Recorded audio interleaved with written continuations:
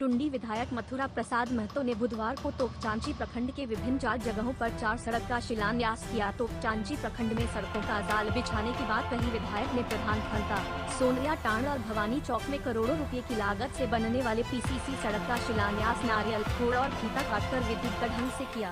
इस मौके पर उन्होंने कहा कि सड़कों के बन जाने से लोगों को काफी सहूलियत होगी। ग्रामीण विकास विभाग द्वारा तोपचांची प्रखंड के 4 महत्वपूर्ण रोड का शिलान्यास हुआ और ये शिलान्यास जो पथ है वो चारों पथ का, एक है आपका बेलूटी से कांको, एक है आपका प्रधान खंता से सिधाबाद, एक है आपका सोनिया टांड से रिपनी और एक है पुरानो से।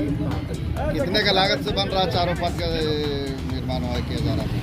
चारों पथ का जो है करोड़ों का है और विधिवत जानना चाहते हैं तो आप विभागीय संपर्क कीजिए, आपको सारा जानकारी